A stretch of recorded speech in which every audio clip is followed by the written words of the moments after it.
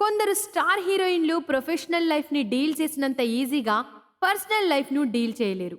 అలా ఒకప్పుడు టాలీవుడ్ అగ్ర హీరోలందరి సరసన నటించిన స్టార్ హీరోయిన్ అంజలా జవేరి కూడా తన జీవితంలో ఇదే పొరపాటు చేసింది.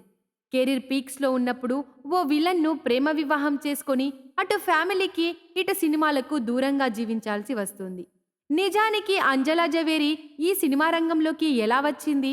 ఈ విలన్‌ను ఎందుకు పెళ్లి చేసుకోవాల్సి వచ్చింది? అనే విషయాలు ఈ వీడియోలో తెలుసుకుందాం.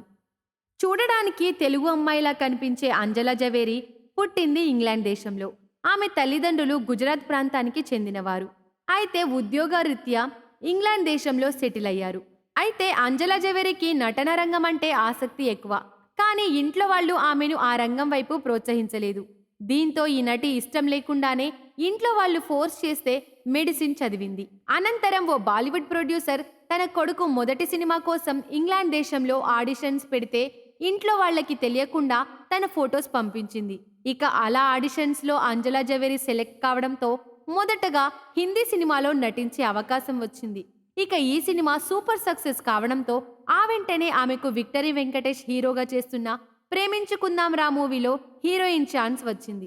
ఈ మూవీ అప్పట్లో బ్లాక్ బస్టర్ హిట్ కావడంతో చిరంజీవి, బాలకృష్ణ, నాగార్జున వంటి అగ్ర హీరోలందరూ ఒకరి తర్వాత ఒకరు ఈ ఇంగ్లాండ్ బ్యూటీని తమ సినిమాల్లో హీరోయిన్‌గా బుక్ చేసుకున్నారు. అలా అప్పట్లో వచ్చిన చూడాలని ఉంది, నరసింహారెడ్డి, రావోయి చందమామ, దేవిపుత్రుడు వంటి మూవీస్ వరుస సూపర్ హిట్ ఫిల్మ్స్‌గా నిలిచాయి. అయితే ఈ హీరోయిన్ ఇలా తెలుగులో వరుస హిట్స్ వచ్చాక బాలీవుడ్ ఇండస్ట్రీలోకి వెళ్ళి అక్కడే కొన్ని మూవీస్‌లో హీరోయిన్‌గా చేసి ఆ తర్వాత తరుణ్ అరోరా అనే హిందీ యాక్టర్‌ని లవ్ మ్యారేజ్ చేసుకుంది. ఇలా తరుణ్ అరోరాను పెళ్లి చేసుకున్న తర్వాత పాపం అంజలా జవేరి లైఫ్ పూర్తిగా మారిపోయింది. వారు అంజలా జవేరికి మంచి మూవీస్‌లోనే నటించాలనే కండిషన్ పెట్టారు. నిజానికి ఇవాళ రేపు మంచి సినిమాలు ఎక్కడ వస్తున్నాయి?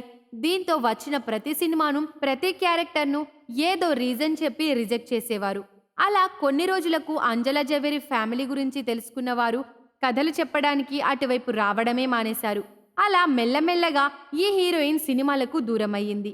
అయితే ఇటీవల ఈ హీరోయిన్ హస్బెండ్‌కు మెగాస్టార్ చిరంజీవి తన 'ఖైదీ నంబర్ 150' మూవీలో విలన్ అవకాశం ఇచ్చారు. ఆ చిత్రం హిట్ కావడంతో ఆ తర్వాత అంజలా జవేరి భర్తకు 'కాటం రాయుడు', 'జయ జానకి నాయక', 'అర్జున్ సురవరం' వంటి చిత్రాల్లో విలన్‌గా ఆఫర్స్ వచ్చాయి.